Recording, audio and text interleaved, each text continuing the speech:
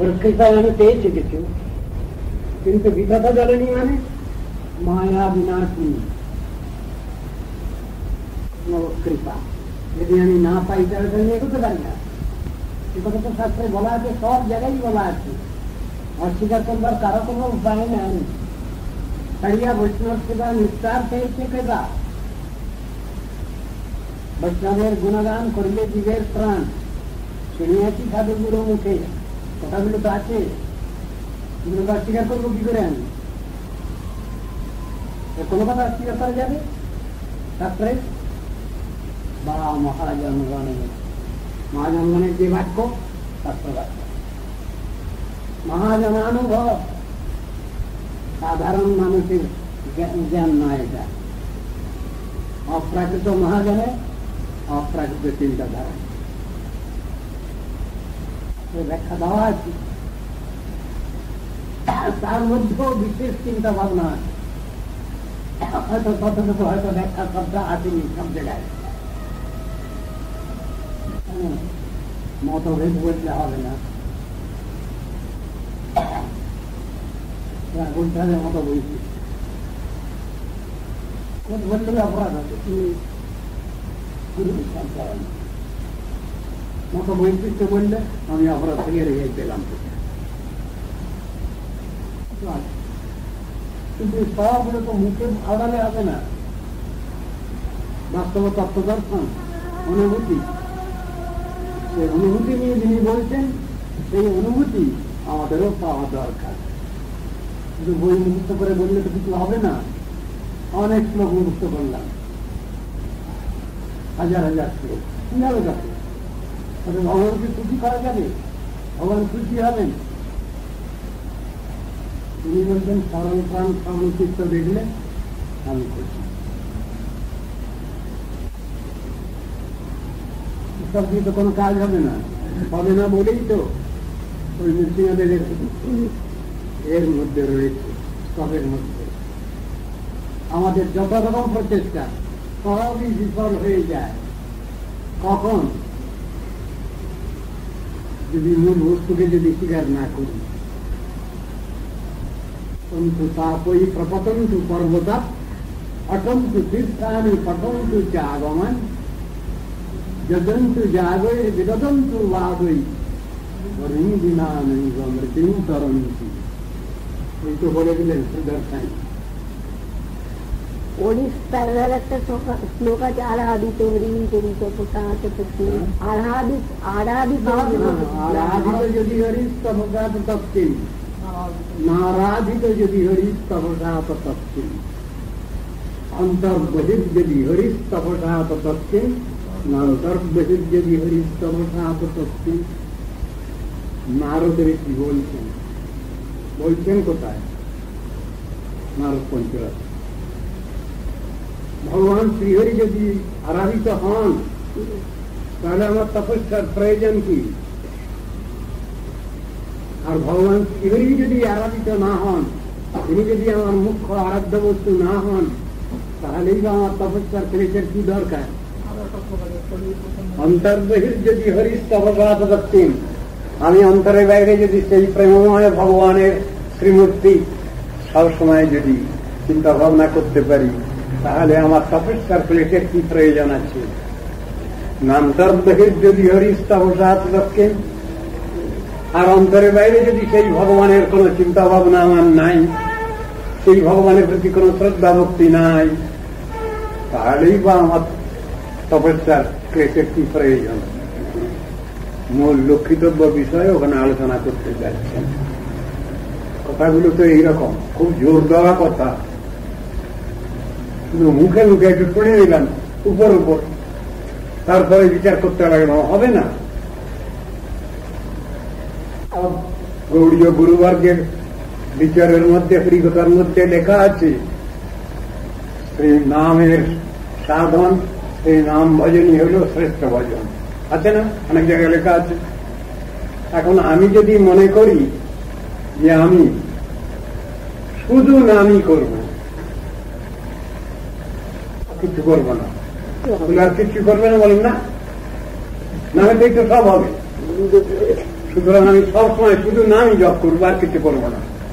ওই সংসারে কোনো কাজ করবে না বল না, নাম করলেই তো সব হয়ে যাবে। মন্দিরেও সেবা করবে, ঠাকুরকে খাওয়াবেন না? আপনার ঘরে ঠাকুর নেই? হ্যাঁ আছে তো। তার জন্য রান্না করবেন না? কি দরকার? খেতে হবে না সময় মতো? কি দরকার? নাম করলে তো সব হয়ে যাবে। এই হলো এক জাতীয় ফাঁকিবাজ, এক শ্রেণী, তাদের উক্তি এগুলো। আমার ঘরে আরো 5 জন আত্মীয় স্বজন আছে, তাদের প্রসাদ দেবো না আমি রান্না করে? দিতে হবে তো। ঠাকুর কি উপবাসী থাকবেন? অনেকের এইরকম চিন্তা মাথায় ঢুকে যায়। নাম করলে যখন সব হবে তখন বোধহয় শুধু নামটাই করতে হবে, আর কিছু করতে হবে না। এই নাম করা মানে ওই গাবাগাড়ি দিয়ে সরকারি করে বলেছেন যে কাশি টানা, মালা টানা, কাশি টানা নাম করা হয় না। ওটা সেবার বিভিন্ন বিভাগ আছে, সেবার বৈচিত্র্য আছে, সেবার বৈচিত্র্য আছে, নামের সঙ্গে সব আছে,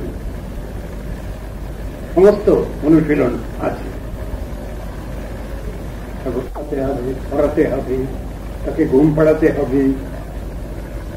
আরো 5 জন কারেক্টিং এ আছে, তাদের প্রতি আমার কর্তব্য দায়িত্ব পালন করতে হবে। সবই ভগবানকে কেন্দ্র করে। এই জিনিসটাকে কি বাদ দিয়ে নাকি? সাধন ভজনকে এই জিনিসটাকে বাদ দিয়ে যে জিনিসটা আমরা সাধারণ ভাবে করি আমার স্বরূপে,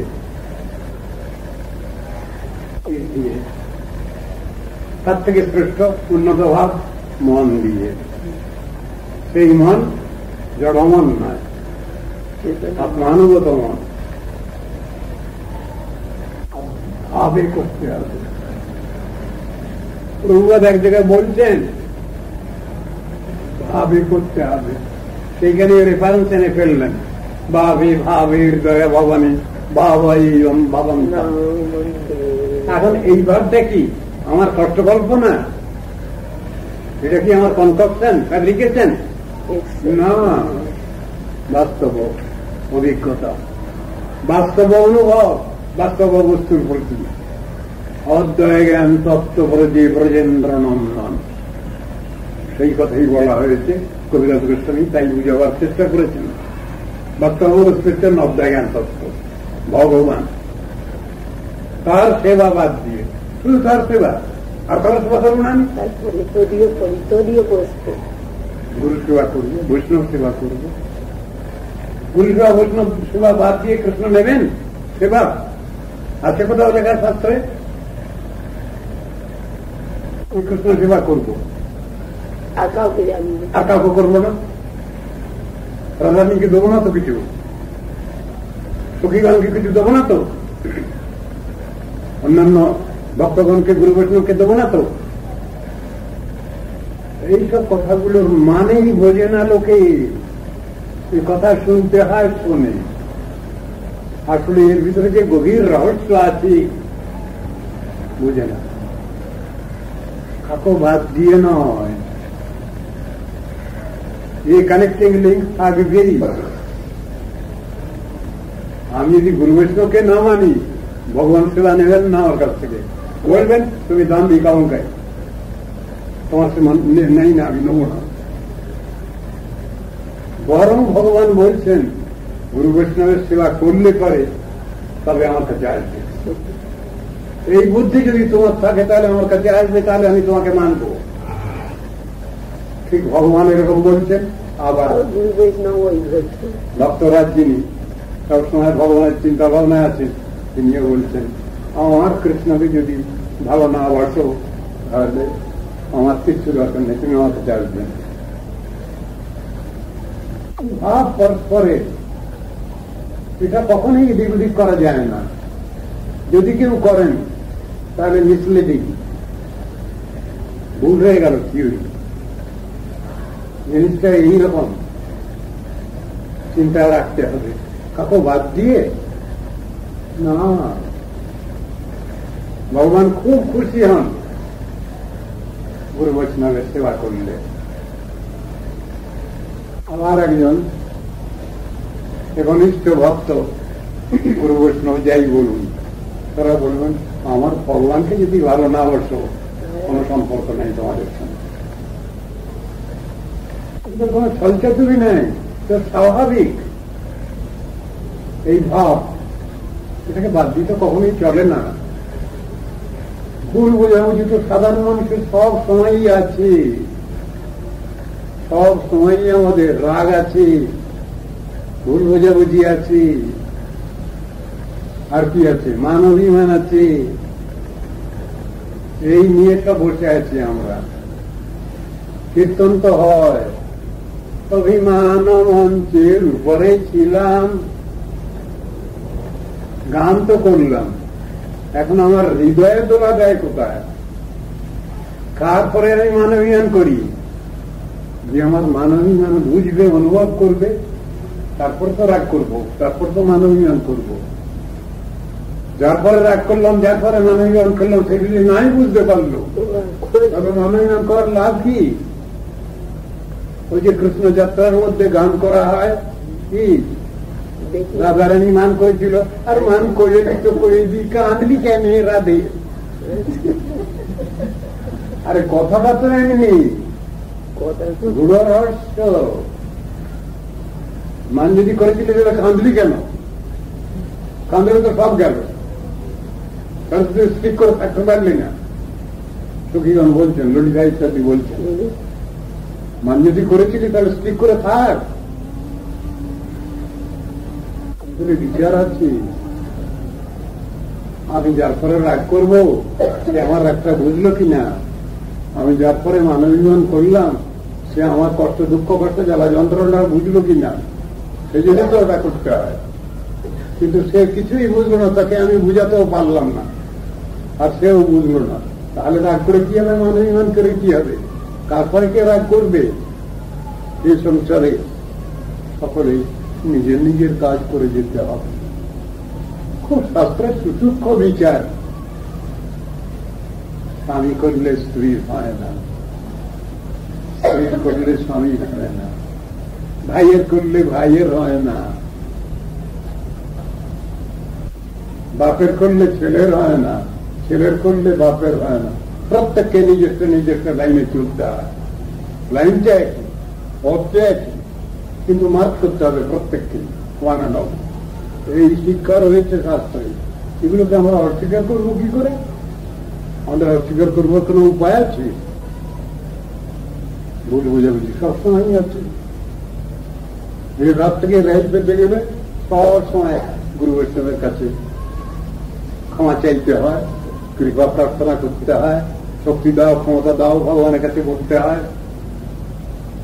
সেই হিসেবে আছে ওটা, কিন্তু ওটা বলতেই হবে।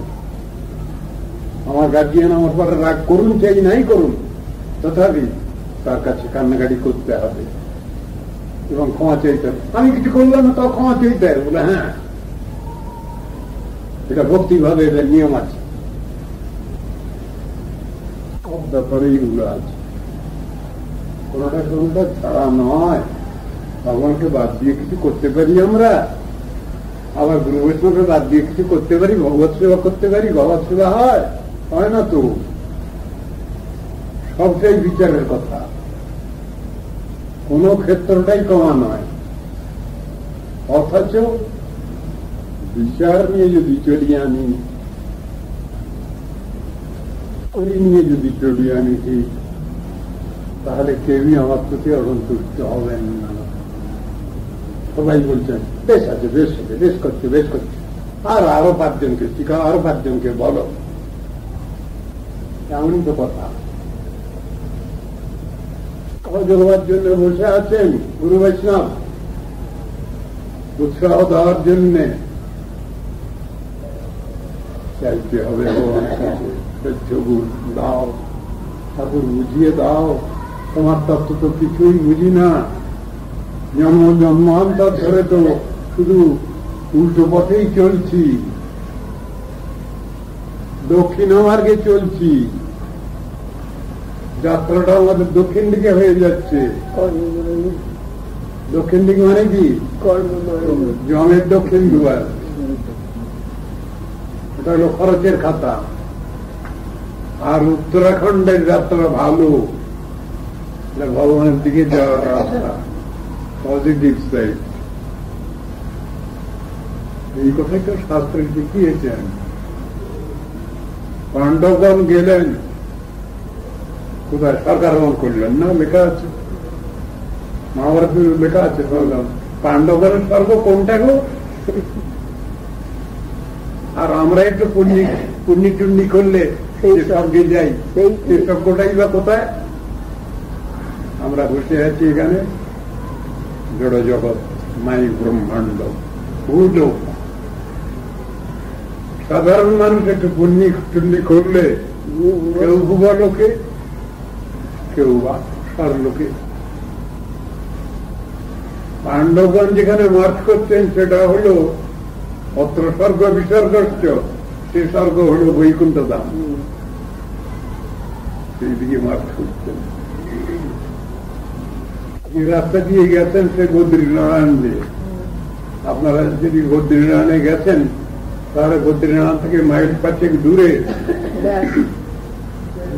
একটা জায়গা আছে, কৃষ্ণ বেদ, সেখানে ভাগবত ডিসক্রিপশন দিয়েছিলেন সেই জায়গাটা। আর গণেশ ঠাকুর, আমাদের গণসা ঠাকুর, তিনি ডিসক্রিপশন নিয়েছিলেন শ্রুতিবেদী। এখানে কোন শর্ত আরোপ করেননি গণেশ। সত্য আরোপ করেছিলেন না যে আমি যদি উনি একটু অপমান বোধ করেন যে আমাকে ব্রহ্মা যখন বলছেন যে আমি লিখবো আর একজন ইনি ব্যাসের দেখুনি আমি তার ডিকটেশন লিখবো, আমি গণেশ ঠাকুর হচ্ছি, তখন বলেন যে দেখুন আপনি একটু থামতে পারবেন না। সাধারণত এইরকম বলে, জানি না এর মধ্যে কতদূর সত্যি আছে। বুঝতে পারি আমার লেখনি আপনি ডিকটেশন কন্টিনিউয়াসলি বলে যাবেন, থামতে পারবেন না। থামলেই আমি মহাভারত রচনার সময়, এই শ্রীমদ ভাগবতের ব্যাসপুট বলে যে অদ্বৈত, মহাভারত এর মধ্যে নেই, শ্রীমদ ভাগবতের মধ্যে নেই। 10,000 শ্লোক, 10,000 শ্লোক মহাভারতে ব্যাসপুট আছে। ভীষণ কঠিন তত্ত্ব দর্শন। কারণ শব্দ ছিল আমি কলম ধরলে আমার কলম থামবে না। বেদব্যাস বললেন ঠিক আছে, তোমাকে আমিও যা বলবো তার তুমি না বুঝে লিখতে পারবে না। ওই সেই সুযোগে উনি খুব কঠিন কঠিন তত্ত্ব সিদ্ধান্ত পূর্ণ শ্লোকগুলো চালিয়ে দিলেন মহাভারতে। মহাভারতে লক্ষ শ্লোক সমন্বিত যে গ্রন্থ তার নাম মহাভারত। 10,000 শ্লোক উনি ব্যাসপুট চালিয়ে গেলেন, যেটা বুঝতে বেশ সময় লাগছে। আর উনি 1000 শ্লোক রচনা করে ফেললেন, আর উনি সঙ্গে সঙ্গে 1000 শ্লোক রচনা করে সঙ্গে সঙ্গে সেগুলোকে আবার এ করছে, সুযোগ সময় পেয়ে যাচ্ছেন। এই একটা জিনিস চিন্তা ভাবনা করতে তো হবে, তবে তো বলতে হবে, ব্রেন থেকে তো আসবে ওটা, যদিও ওটা তাদের পক্ষে কিছু অসুবিধাজনক নয়। কেন? সর্বসিদ্ধ, তাদের মুখ দিয়েই তত্ত্ব দর্শনটা আসছে। কিরকম? সরস্বতী যেমন, তাকে কি আর চিন্তা ভাবনা করে কিছু বলতে হবে? তিনি তো ওই শক্তি নিয়ে বসে আছেন, আবার সেই শক্তির উপরও হচ্ছেন কাছাকাছি সম্পর্ক। নৃসিংহদেবকে বলছেন, বলে হ্যাঁ তো বলা আছে ওর সম্বন্ধে, বাগিচা যচ্ছ বদনে, বাগদেবী যার বদনে আছেন, লক্ষ্মীর জ্যেষ্ঠ বক্ষসী, লক্ষ্মী যার বক্ষে আছেন, আর বাগিচা জ্যেষ্ঠ বদনে, লক্ষ্মীর জ্যেষ্ঠ বক্ষে হৃদয়ে সম্বিত তামৃসিংহ মহামজি সম্বিত জ্ঞান, যিনি নিজের হৃদয়ে নিয়ে বসে আছেন, সেই নৃসিংহদেবকে আমি প্রণাম করি। ওই অধিকার তার আবার উপরওয়ালা নৃসিংহদেব, সাধন ভজন বিষয়ে যত বাধা বিঘ্ন আছে সব বাধা বিঘ্ন ঠাকুর তুমি দূরীভূত করে দাও আমায় ভক্তি জানিয়ে দাও, বুঝিয়ে দাও, তুমি সব বাধা অপসারিত করো। এই কথাই তো তার কাছে প্রণাম আছে। নৃসিংহদেবের ব্যাপারে গৌড়ীয় বৈষ্ণবদের একটা স্পেশাল চার্ম আছে নৃসিংহদেবের সম্বন্ধে, যে চার্মটা অন্য এতে কেউ বোঝে না। নৃসিংহদেব কত তার স্নেহ, কত তার বাৎসল্য, সেই জিনিসটা গৌড়ীয় বৈষ্ণবগণ অনুভব করেন। সারস্বত গৌড়ীয় বৈষ্ণবগণ স্পেশালি করে বোঝেন না।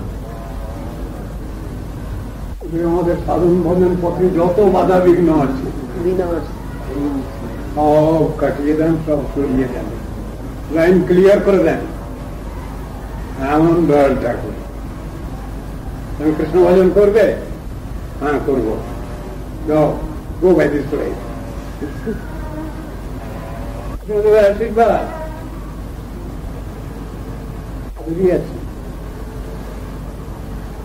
যিনি বসে আছেন এখানে বাচ্চা বয়সেন নৃসিংহ মন্ত্রের উপর সব ছিলেন। কুর্মদেবের বলেন যে বলেন যে উনি ভক্তিবিনোদ ঠাকুরের কাছে কুর্মদেবের আর ওই তো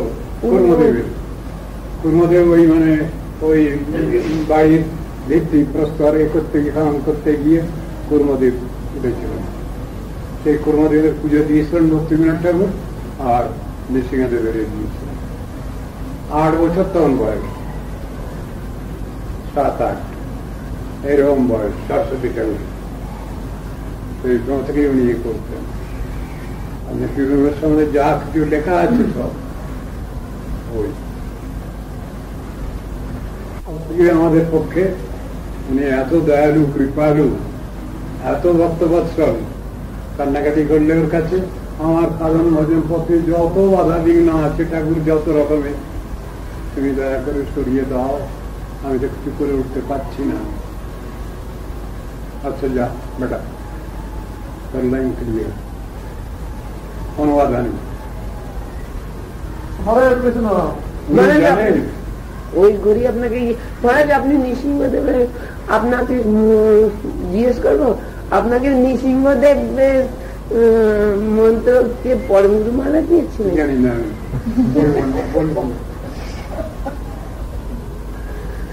হ্যাঁ ঘরে যাওয়ার রাস্তা করে রেখেছি। যা যা করবো সব প্রতিজ্ঞায় আমি পালন করি। ওই এর মধ্যে আছে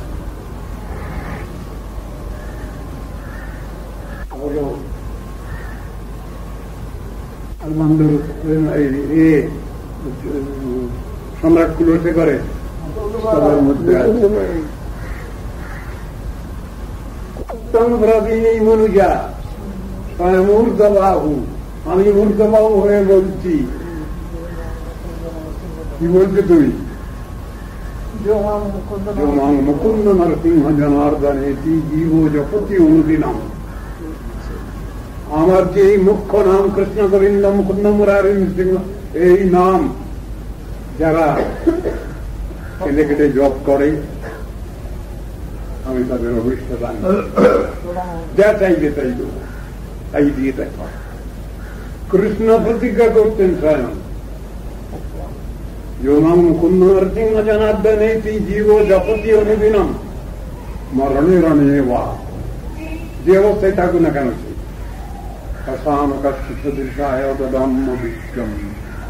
আমি তাকে অভিষ্ট দান করি। তবে ভগবানের এই প্রতিজ্ঞাগুলো কি বাজে কথা?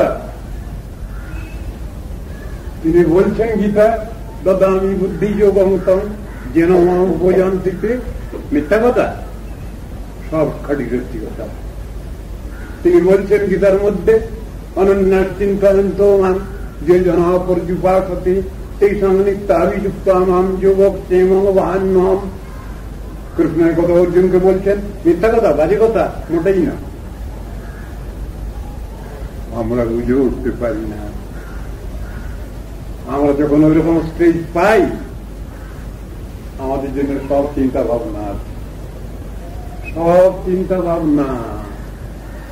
দৈবিক যে গুণময়ী মম মায়া দুরত্তয়া মামে ভজে প্রবদ্ধন্তে মায়া মে তং তরন্তিতে। মিথ্যা কথা বললেন কৃষ্ণ অর্জুনকে।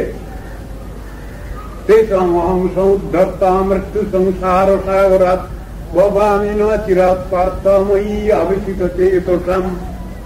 মিথ্যা কথা বললেন কৃষ্ণ, একটাও মিথ্যা কথা না, সব বাস্তব। আমি বিশ্বাস করি না ভগবানকে, নির্ভর করি না, গুরু বিষ্ণুকে বিশ্বাস করি না, ওই জন্য আমার কাছে মিথ্যা ওটা প্রমাণিত হয়। যে ঠাকুর একজনের সঙ্গে কথা বললেন, সেই ঠাকুর আর 7 জনের সঙ্গে কথা বলছেন না কেন? সেই ঠাকুর তো এখনো রয়েছেন। যে ঠাকুর এক জায়গায় সাক্ষী দিয়ে এলেন, তিনি এখন সকলের সঙ্গে কথা বলছেন না কেন? যে ঠাকুর একজনের জন্য তাকে ক্ষীর খাওয়ার জন্য ক্ষীর লুকিয়ে রাখলেন, সে ঠাকুর এখন কথা করেন না কেন আমার সঙ্গে? বিচারের কথা। সেই রকম উপযুক্ত পাত্র পাত্রী হলে তার সঙ্গে কথা বলেন, এখনো বলেন, বলছেন, বলবেন। এটাই হল বিচারের কথা।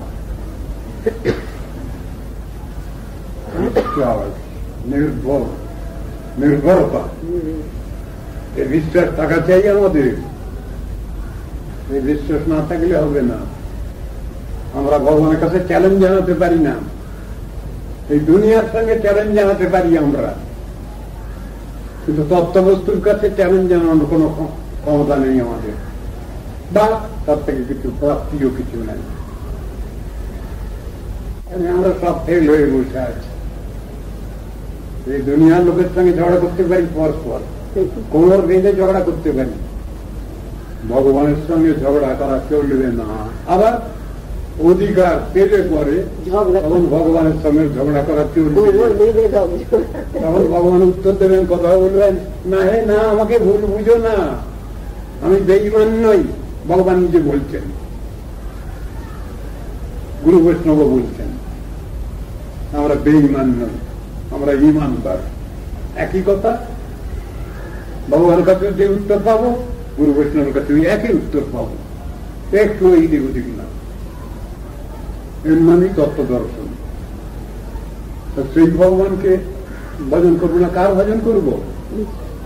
কম দয়ালু শরণং ব্রজেম।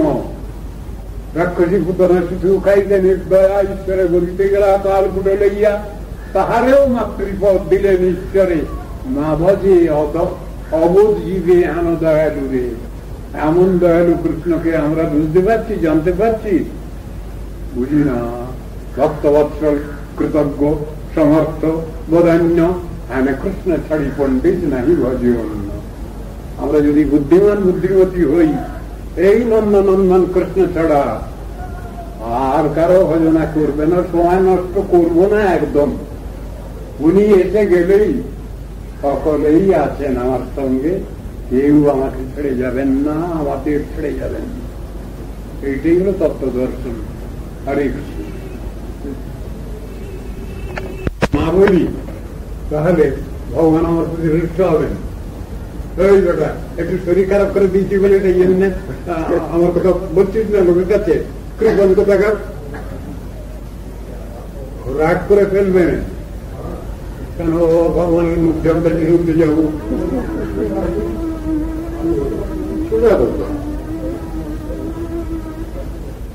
যারা থাকেন ওরা মনে করেন কি জানি ওর শরীরটাকে একটু খারাপ আছে, যে না বললেই হয়। কিন্তু হরিকথা যদি না বলি তাহলে ভগবান অসন্তুষ্ট হন। হরিকথা যদি আমি না বলি তাহলে আমার গুরুদেব অসন্তুষ্ট হন, বৈষ্ণব অসন্তুষ্ট হন, সকলেই অসন্তুষ্ট হবেন।